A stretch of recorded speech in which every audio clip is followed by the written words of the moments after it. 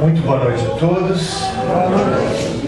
Muito bom estarmos retomando a vida, fazendo as coisas, começando. Nunca é voltar como era, porque a vida é evolução, né? Então a gente precisa melhorar em cima do que a gente já fazia antes. Não voltar. Voltar não é. Quem anda para trás é caranguejo, né? Muito bem.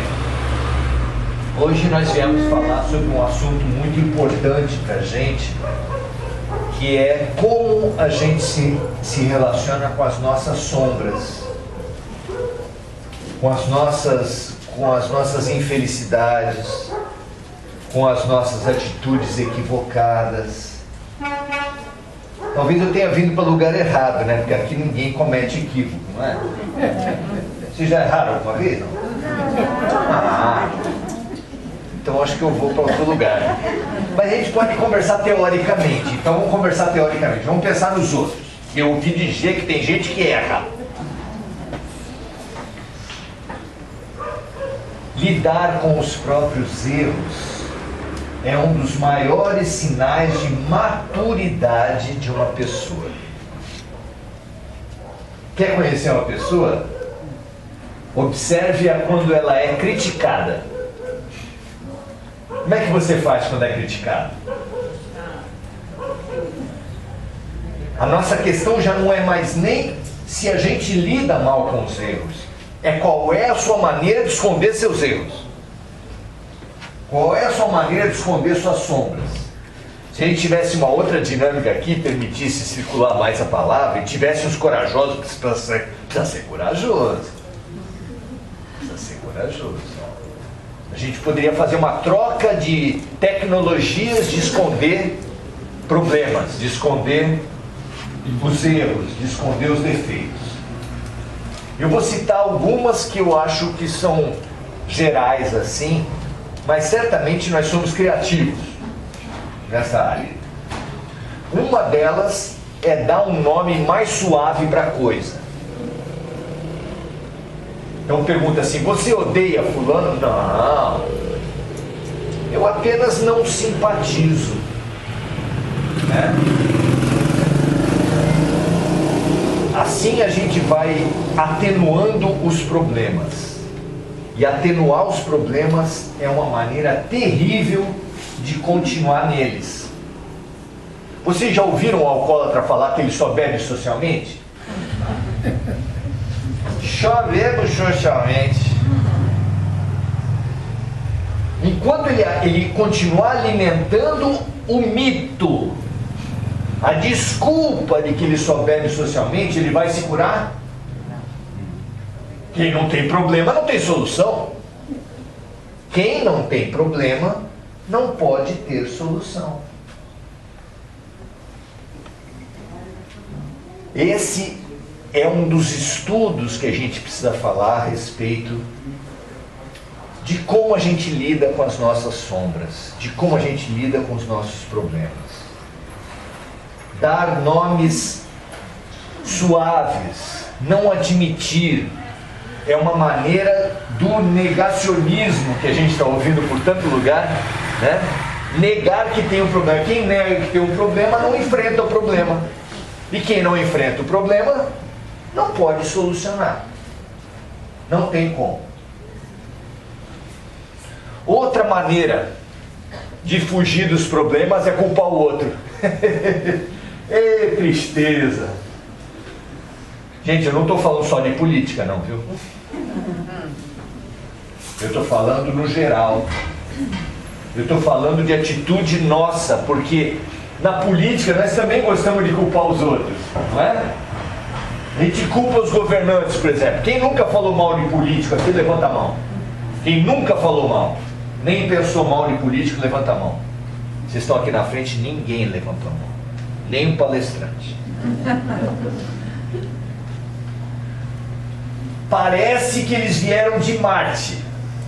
Sabe o Congresso Nacional, que tem aquelas duas metades? É um disco voador.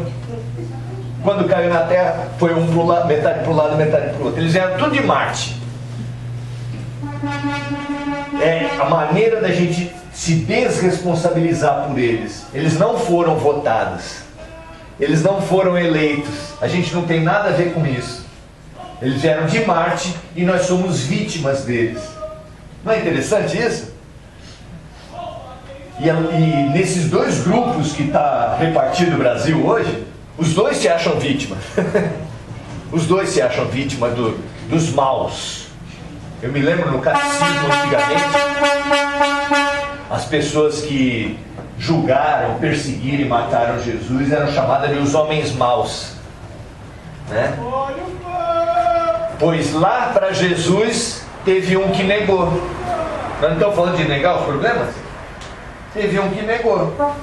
E Jesus, olhando para ele, falou assim: ainda essa noite você vai me negar 3 vezes antes de cantar o galo. Então, negar os problemas é a maneira da gente repetir e se afundar neles. O que Pedro falou quando Jesus falou para ele que ele ia negar 3 vezes? O que ele falou? Eu não. E aí começou a apontar. Olha o que eu falei. Começou a apontar os outros. Não, pode ser que um no outro aí faça, mas eu não. E quando ele negou o problema, ele deixou de ficar atento, ele deixou de se observar, ele deixou de perceber. Tanto é que na mesma noite que Jesus falou, ele negou uma, depois perguntaram em seguida, ele negou outra, e perguntaram outra vez, ele negou outra. Aí cantou o galo, aí ele acordou. Dizem os evangelhos que quando cantou o galo, Jesus se virou e olhou para Pedro no olho dele. Eu imagino que com um olhar de bondade infinita, de compreensão, de amor, porque de Jesus a gente só pode imaginar isso. E ele compreendia a natureza humana. Ele sabia da nossa fraqueza, da nossa fragilidade, da nossa infantilidade.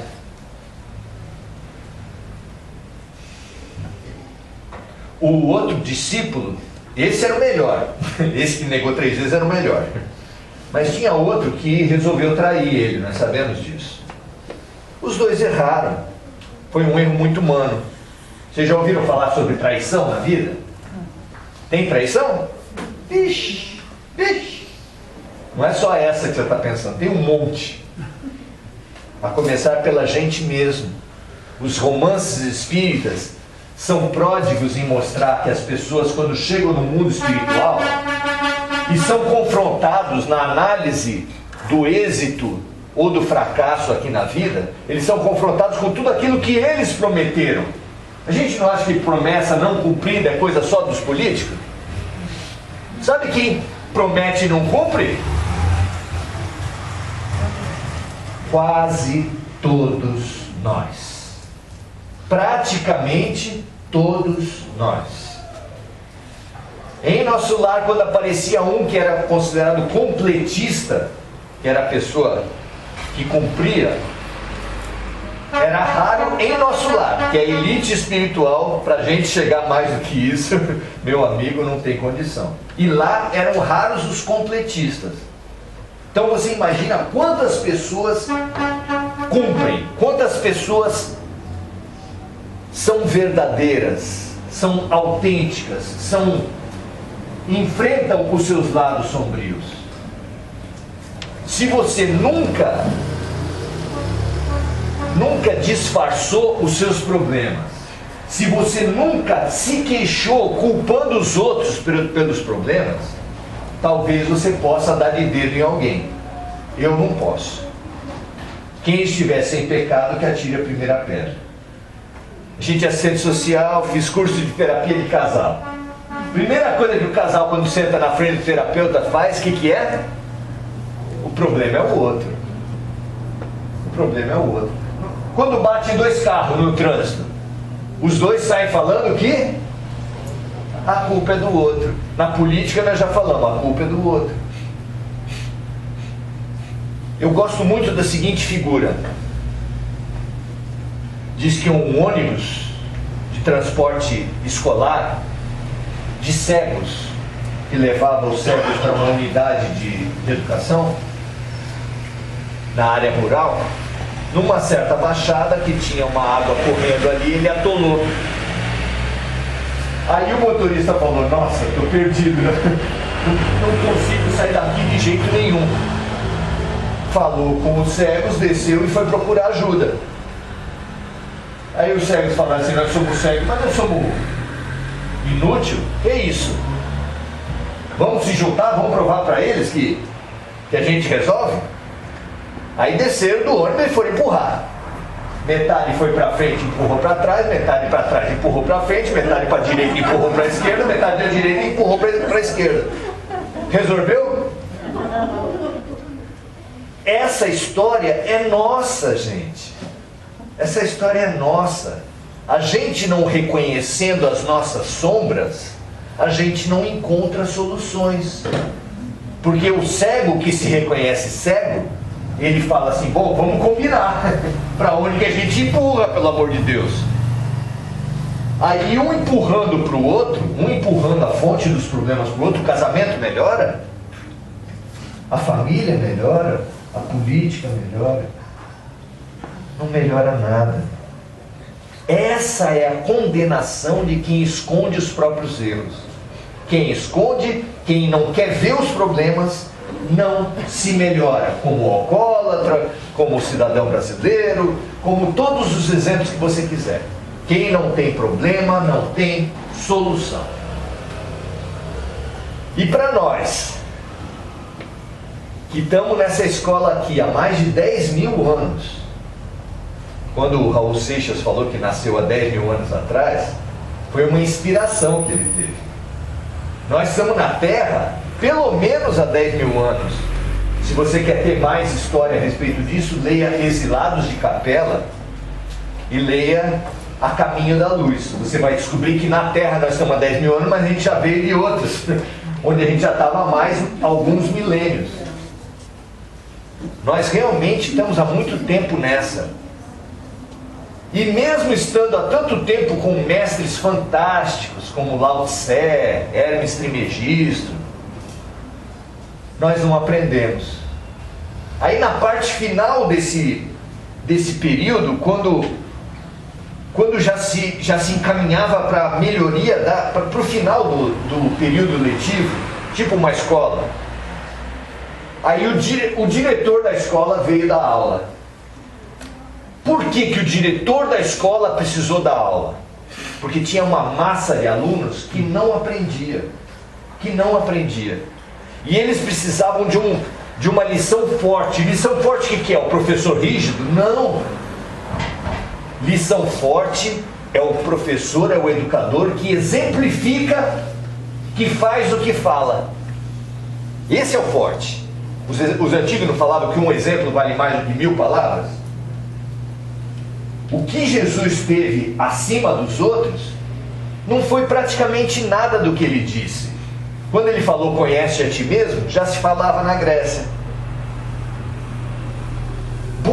Quando ele repetiu, quando ele deu um mandamento, o sentido das nossas vidas, qual é o mandamento maior? Esse vai cair na prova, hein? Vamos lá, o mandamento maior é? Amar a Deus sobre todas as coisas. Quando ele falou isso, ele repetiu, os profetas já tinham falado isso. Tanto é que ele, em alguns evangelhos ele fala: ouve, ó Israel, amarás o Senhor teu Deus de todo o teu coração, de todo o teu entendimento, com toda a tua alma. Quando ele fala isso, ele está citando o profeta. A diferença, gente, é que ele praticava, ele exalava o que ele falava. Essa era a diferença de Jesus para a humanidade, para nós. E nós estamos aqui na Terra 2000 anos depois do diretor ter encarnado. Se fosse uma encarnação nossa a cada 100 anos, nós já teríamos reencarnado 20 vezes depois de Jesus vir. 20 vezes. E nós ainda estamos na Terra. Por que vocês acham? Vamos lá. Vocês têm ideia por que nós estamos na Terra ainda?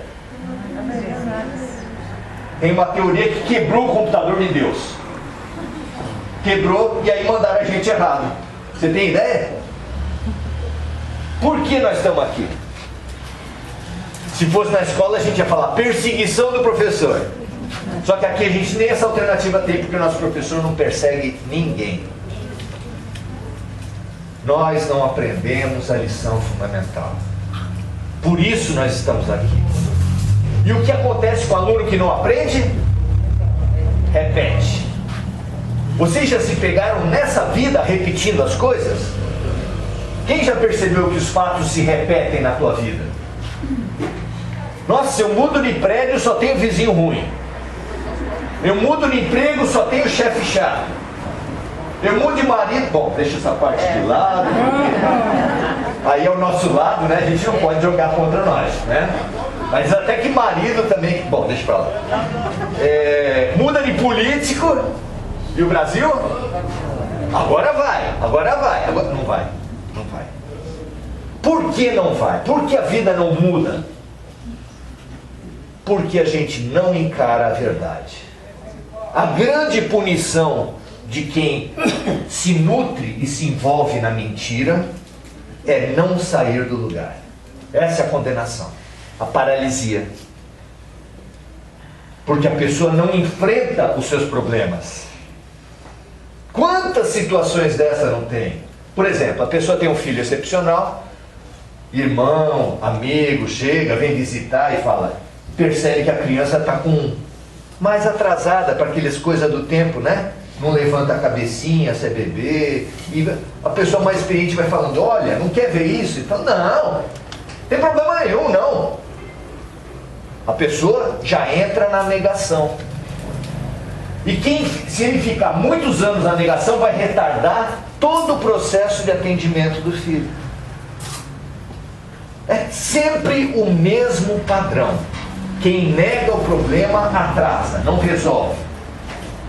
Só começa a solução pela aceitação. A gente é tão ignorante que a gente acha que a aceitação é coisa de mosca morta. A pessoa aceita, não faz nada. A pessoa aceita, fica passiva. Não, ao contrário. Só quem aceita que tem um problema começa a resolver. O primeiro passo dos Alcoólicos Anônimos, eu adoro a metodologia dos 12 passos. O primeiro passo dos Alcoólicos Anônimos, o início da cura do alcoólatra é: eu sou alcoólatra. Aí começa. Enquanto não tiver esse primeiro passo, não tem. 8 passos Jesus propõe para a gente, para a nossa escalada espiritual. O primeiro é a humildade. Bem-aventurados os humildes, porque deles será o reino dos céus. Não tem a ver humildade com aceitar que tem um problema? Não tem a ver? Enquanto nós formos alcoólatras que dão nomes diferentes, não, eu bebo e fico alegrinho. Já viram isso? A pessoa fica alegrinha? Não, fica bêbada. Mas ela fica alegrinha, eu só bebo socialmente. Eu perdi 5 empregos porque meus patrões eram chatos. Eu perdi 3 casamentos porque minhas mulheres não prestavam. É fácil, gente. É fácil. É fácil, só que o resultado disso é difícil. Porque a vida não melhora. E ele vai ter um 4º casamento, se tiver, vai destruir também. Se ele conseguir mais um emprego, o 6º emprego, ele vai perder de novo. E nós estamos aqui repetindo. E sabe o que vai acontecer com aqueles que não conseguirem aprender nessa classe de recuperação dos 7 bilhões de encarnados? Sabe o que vai acontecer com a gente? Alguns acham que a gente vai para o inferno. Ficar num pote de azeite quente, borbulhante, por toda a eternidade. Tem essa teoria. Tem um mármore do inferno, tem umas coisas assim meio malucas que a gente cria. Então Deus é hipócrita. Deus nos ensina a perdoar, mas Ele mesmo não perdoa. Vocês acham que Deus é assim? Tem lógica isso? Claro que não. Claro que não. Deus está nos propondo uma mudança. E quem não se propuser a mudança vai ser enviado para aquilo que Jesus chama das trevas exteriores, onde haverá prantos e ranger de dentes. A gente ouve isso e fala, nossa, parece uma maldição. Não, não é. Trevas exteriores é o espaço sideral. Você vai lá agora à noite, você olha para o céu, são as trevas exteriores. Isso quer dizer o quê? Que há muitos planetas no universo habitados e que esses planetas são como salas de aula de uma escola, são solidários entre si. Quando alguns alunos numa turma não aproveitam, não têm aproveitamento, eles permanecem naquela turma? Não, eles vão para outra turma, compor outra humanidade. Ah, mas não vai ter punição? Não vai ter punição. Deus dá sempre novas chances, infinitas chances, para todos nós. O lado ruim é que haverá prantos e ranger de dente. Pranto e ranger de dente, se fosse para resumir numa palavra, seria dor. Pranto e ranger de dentes é dor. Nós estamos num planeta que, segundo os espíritos, está no estágio de provas e expiações. Provas e expiações, para juntar numa palavra, é dor. Então, quem não estiver aprendendo com uma dor, vai aprender com uma chacoalhada maior. É mais ou menos como você falando com uma pessoa que é deficiente auditivo. Você fala alto, não resolve. Você fala mais alto, não resolve. Daqui a pouco você dá um grito, a pessoa fala, mas não precisava gritar. É isso que nós estamos falando, que nós estamos ouvindo de Deus. Nós estamos falando assim, mas também não precisava gritar. Não precisava de tanta dor. Quem nunca pensou isso? Puxa, não precisava de tanta dor no mundo. Religiões praticam a pedofilia. Vocês já ouviram falar disso? Em qual religião nunca teve uma denúncia de pedofilia? De abuso sexual? Eu não conheço. Ah, o João de Deus falava que não era espírita. Não interessa, mas ele é médium e ele atuava dentro dos preceitos do espiritismo. E tem pastor, e tem padre, e tem xamã, e tem o que você imaginar tem. Yogi, professor de yoga, onde tem isso? Tem deturpação em todos os partidos, em todas as igrejas, em todas as raças, em todas as nacionalidades. Então, a gente só precisa pensar no humano, não em quem nós estamos, porque nós que somos do sexo masculino, nós não somos homens. Vocês que são do sexo feminino não são mulheres. Vocês que têm a pele clara não são brancos. Vocês que têm a pele escura não são negros. Essa é apenas uma condição momentânea. Nós somos espíritos temporariamente vestidos de homens, mulheres, brancos, negros, brasileiros, estrangeiros. E a gente se apega a isso e fala, eu sou. E achando que do que eu sou melhor que você, é que um país entra em guerra com o outro, um sexo entra em guerra com o outro, uma classe social entra em guerra com a outra. Onde tem diferença, tem guerra. Porque nós temos produzido assim. Então, das nossas sombras, a principal, segundo Jesus, é essa nossa mania de fazer guerra. Nós fazemos guerra de tudo que você imaginar. Todas as diferenças são motivo de guerra. Já teve novela com o nome Guerra do Sexo. Guerra do Sexo está em tudo quanto é lugar. Ah, não, são só os homens que fazem contra as mulheres. Não é verdade. Eu sou assistente social, trabalho com mulher, estudei com mulher. Eu sei que a mulherada, quando se junta, fala mal de homem também. Adora falar mal de homem. É um esporte nacional. Isso é tão comum falar mal dos outros, que Jean-Paul Sartre, um grande filósofo francês, já falecido, contemporâneo, mas já falecido, ele ironizou isso, falando assim, o inferno são os outros, porque a gente adora colocar culpa nos outros. É a maneira mais comum de fugir dos problemas, fugir das sombras. E a gente agora está defrontado com as nossas sombras. A pandemia é a materialização dos ensinos e das nossas dificuldades. Porque vocês precisam entender assim, olha, quando a gente não entende de boa vontade, a vida materializa os nossos problemas e materializa as nossas oportunidades também. É isso que um professor precisa fazer. Ele pega um problema e ele apresenta na frente. Ele pega 5 maçãs e fala assim: 2 maçãs mais 3 maçãs dá quantas maçãs? Porque a criança, logo nas primeiras idades, ela não consegue abstrair. Ela não sabe o que é 2. Ela não sabe o que é 3. Aí você coloca 2 maçãs, ela já sabe. 3 maçãs, ela já sabe. Aí ela faz as contas, ou faz com os dedos, como todo mundo sabe, né? 2 dedos mais 3 dedos dá quanto? Pera aí, eu vou contar. 1, 2, 3, 4, 5. A vida faz isso pra gente, no geral. Nós poderíamos ter nascido ameba, que faz a reprodução assexuada. Aula de ciências, 5ª série.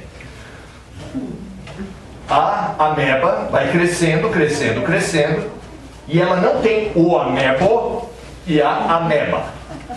É ameba só. Aí ela vai fazendo cinturinha, cinturinha, cinturinha. Depois faz bastante cinturinha, pum, são 2. Não é mais uma. Por que nós, seres humanos, também não temos a reprodução assexuada? Por que nós não somos como o tubarão e como os leões, que conseguem quase que viver sozinhos, em bandos muito pequenos?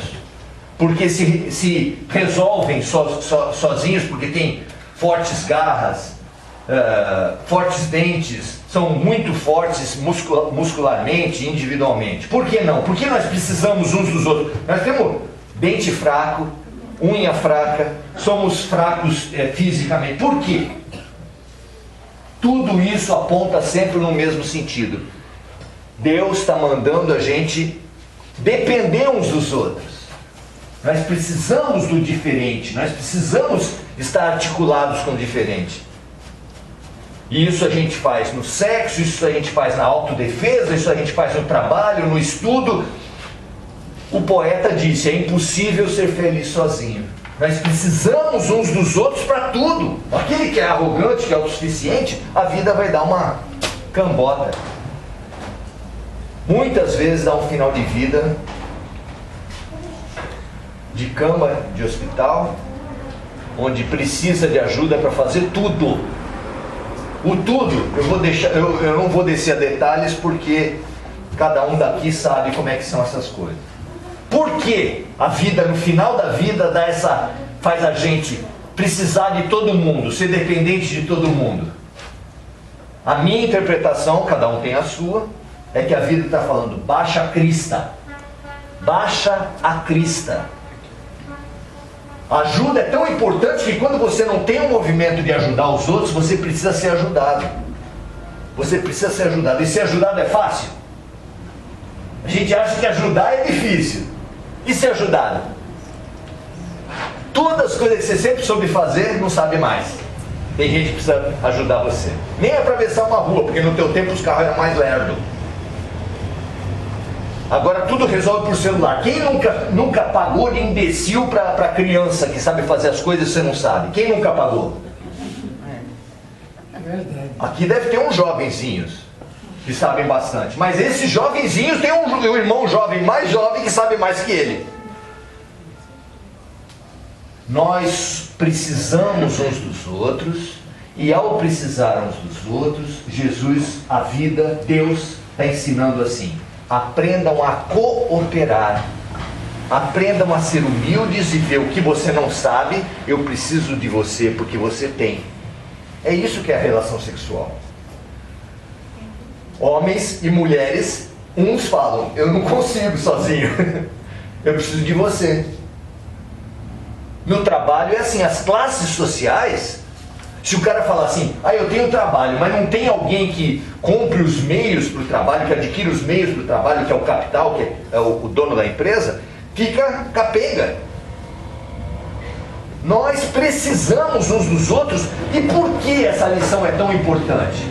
Porque o sentido da vida, o objetivo último da vida é o amor.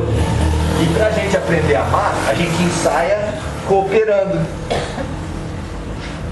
A gente aprendeu isso? O que vocês acham? A gente encarnou.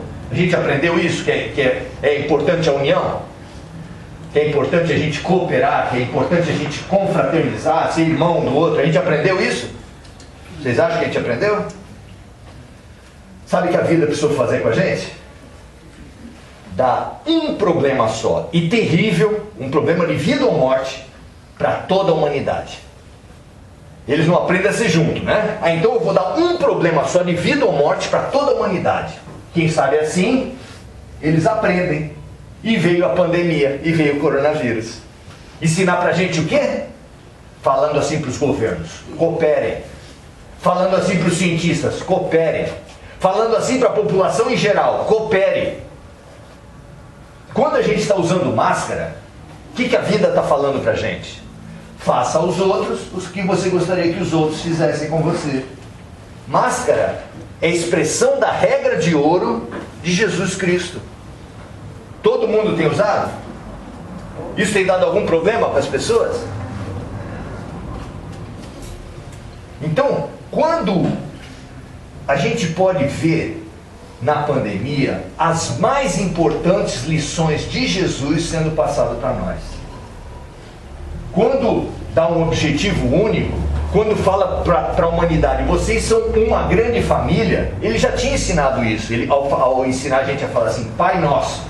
Quando ele fala Pai Nosso, ele está falando há muito tempo: vocês são uma família só. Não tem sentido ficar brigando um com o outro. A pessoa faz um risco aqui no meio e fala assim: aqui é Brasil, aí é Argentina. Argentina é tudo ruim, brasileiro é tudo bom.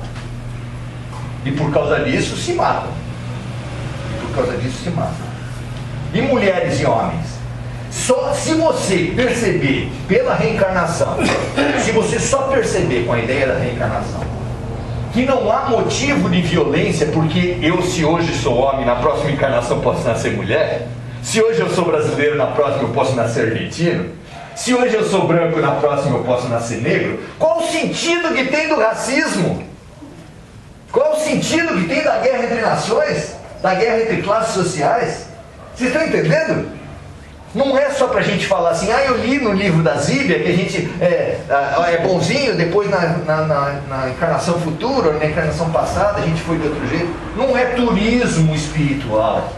É para a gente entender que nós somos uma coisa só. Temporariamente de um jeito, temporariamente do outro. E que toda violência não tem sentido. E quem não aprender com a pandemia? Pois é. Esse lado mais difícil tem sido passado por algumas mensagens espirituais. E como toda profecia é uma coisa que você só sabe depois que passou. Você já percebeu isso? Se você já estudou alguma coisa de Nostradamus, as pessoas só sabem que Nostradamus previu alguma coisa depois de acontecer. Aí eles falam: ele previu lá atrás. Porque ninguém entende o que ele fala, né? Jesus ensinou do fim dos tempos. Eu vou pegar o maior profeta, porque daí não dá tanto problema. O maior profeta, Jesus. E Jesus fez um sermão profético. E no sermão profético ele anunciou algumas coisas. Que haveria um tempo em que haveria pestes. Ele não falou em pandemia. Gente, não tinha a palavra pandemia, por favor. Só peste. E ele usou peste. Ele falou de um tempo onde haveria falsos cristos e falsos profetas. Já tinha falado antes que era bom a gente tomar cuidado com pastores mercenários que só pastoreiam pelo dinheiro. Isso é citação, viu, gente? Eu não estou interpretando nada. A interpretação fica por vocês. Às vezes parece que o cristão gosta de ser contra o Cristo. Tem outra passagem que falam para ele assim: chamam Jesus de Pai. Pai. Daí ele fala: Pai não. Pai só fala daquele que está no céu. Aí os cristãos chamam seus sacerdotes de Pai. Pai em espanhol é? Como é que é Pai em espanhol? Padre. Como é que é Pai em italiano? Papa. É? E por que o cristão fala assim completamente o contrário do que Jesus mandou? Por que o cristão se chama de pastor e dá tanta importância para o dízimo, para o dinheiro? E no cristianismo, e no espiritismo, tem a mesma coisa. Não acrediteis em todos os espíritos, mas analisem se eles vêm de Deus. E sabe o que o João de Deus usava para ludibriar as mulheres? O Espírito está mandando. Faz porque o Espírito está mandando. E as pessoas cegas, sem ouvir Jesus, acreditavam. Como é que alguém acredita num negócio desse? Você, mesmo que o Espírito falasse, porque tem espírito pilantra, mentiroso. Tem também, viu? Desculpe vocês que estão aí, mas tem. E você acredita em tudo que o Espírito vem, porque é tudo bom? Não! O próprio Jesus, através da carta de Tiago, falou: não acrediteis em todos os espíritos, mas analisem aqueles que vêm de Deus. Nós sempre precisamos ficar ativos. Nunca entregar nossa vida para outro, porque ele é médium. Ele é médium, ele é bom. Não. Não. Não é assim que funciona. Você será sempre responsável pelo seu sucesso e pelo seu fracasso. E nós precisamos encarar a verdade para sair desse atoleiro da mentira. O sermão mais longo de Jesus foi contra os religiosos, que ele chamou de escribas e fariseus hipócritas, porque eram como sepulcros caiados, branquinhos por fora e por dentro cheio de podridão. Isso é palavra de Jesus. Quem se sentir agredido vai resolver com ele. Não sou eu que estou falando. Eu estou papagaiando o Evangelho. Nós precisamos sair da mentira, aceitar as nossas sombras, aceitar os nossos problemas, porque esse é o divisor de águas. Se você tem tido muitos casamentos equivocados, basicamente de um mesmo equívoco, só tem um motivo: a lição só se repete para o aluno que não aprendeu. Se você tem tido chefes parecidos, vizinhos parecidos, se nós brasileiros temos tido governantes que mudam as siglas, mas os problemas continuam, e eu respeito a crença de todo mundo. Se alguém ainda acha que o seu líder político é um poço de virtudes que não tem defeito, eu acredito. Eu acredito, quer dizer, eu respeito. Não acredito, mas eu respeito. Mas você vai continuar nessa ilusão até quando? Quantos mais vai precisar trocar para você falar agora vai e não ir? Até a novela tinha o Salvador da Pátria, tirando sarro da cultura política brasileira, que acha que sempre vai ter um Salvador da Pátria. Isso na relação conjugal é assim: vou encontrar um homem que vai me fazer feliz. Aí a mulher experiente ouve a mocinha falar isso, falando que você está noiva, nada? Tá? Coitado. Gente do céu. Tampa o ouvido. A tarefa de nos fazer feliz de quem é? Nossa. A tarefa da nossa evolução espiritual de qual sacerdote é? É do pastor, é do padre ou é do palestrista espírita? De quem que é? Nossa! A tarefa de melhorar o país é do partido A ou do partido B? Não vou falar sigla. Não vou falar. De qual dos partidos que vai salvar o Brasil? Não salva! Enquanto nós não resolvermos fazer as coisas, não salva. Não melhora. Jesus, para curar as pessoas, falava assim: a tua fé te salvou. Jesus. Se você acha que o teu líder é melhor que Jesus, aí eu já acho que é coisa de ambulância. Aí eu acho que já é coisa de ambulância. A gente precisa dar o salto da mudança. As mensagens e algumas profecias de mensagens de espíritos falam de os ceifadores. E falam que a pandemia foi o primeiro ceifador. Que já estão previstos pelo menos mais 2. E os espíritos evitam falar quando e o que. Porque a questão é aprender com uma lição. É sempre o princípio da escola. Quem aprende com uma lição não repete o problema. Todo aquele que passar pela pandemia e aprender a respeitar o outro, e aprender a se unir para além das diferenças étnicas, culturais, raciais, políticas. Quem conseguir aprender com uma lição é que nem escola. Você vai continuar tendo lição, mas não repete mais. Esse é o princípio. Se nós continuarmos dormindo para os problemas, escapando, dando nomes, como é que uma pessoa pode falar que é patriota se ela sacrifica o próprio país pela guerra contra o outro? Como é que eu sou assistente social judiciário? O que a gente mais vê lá é mudança de guarda, disputa de guarda entre pai e mãe. Você acha que uma mãe ou um pai que levanta mentiras sobre o outro, mentiras terríveis, ela está fazendo isso por amor ao filho? Tá? Quem demoniza metade do país que não concorda com ele, a título de patriotismo, é patriota? Está pouco se lixando. Ele quer a vitória dele, como a mãe ou o pai querem a vitória dele sobre o outro. Se a criança vai sair dali estourada, depois eu vejo. Eu quero a vitória sobre o outro. E que vitória é essa, gente? Que vitória resta de um país que se matar? Nós estamos próximos de 2022. Alguém imagina um cenário bom para 2022? Uma das coisas que se fala é do aumento dessa intolerância e dessa violência que a gente está vendo por todo lugar. As pessoas vão explodir por mais à toa ainda. E quem são essas pessoas que vão explodir? Quem não se perceber, quem não entender o que está em jogo. Quem não entender que muito mais importante do que eu ganhar um processo é eu ganhar o meu filho. Muito mais importante do que eu ganhar uma eleição é o meu país sair melhor. Quem não tiver essa percepção, continuar achando que o inferno são os outros, que a briga são os outros, que a culpa é dos outros, tem toda a liberdade que Deus nos ama em liberdade. Quem vai tirar? Nós não podemos. Mas quem quiser continuar a se iludir é condenado a ficar nos mesmos problemas, no mesmo padrão, a pedir uma voz mais alta de Deus.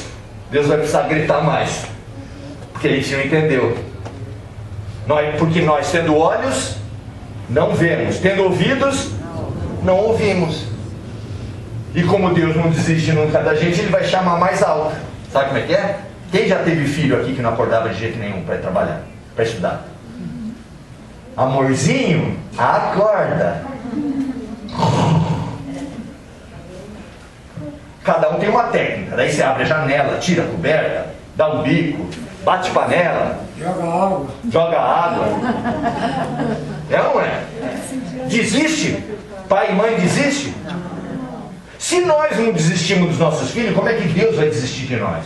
Ele só vai encontrar maneiras mais enfáticas para acordar. Quem não acordou com corona vai ter paulada maior. Quem está querendo uma paulada maior do que a pandemia, pode levantar a mão. Quem realmente não quiser, só tem um jeito. Assume as suas sombras, percebe as lições que Deus está passando através dos problemas e aprende. Quem quer passar de ano, não quer ouvir as mesmas lições, estuda. Você tem uma netinha? Tem neto? Pô, não aguento mais. Todo ano é a mesma lição. Se isso acontecer com ele, vai falar: meu neto, minha neta, tu está repetindo. Tu não quer aprender outra, não quer aprender a mesma lição? Estuda, aprende. E a mesma coisa que o vovô fala para o neto, o papai está falando para os filhos. Boa noite.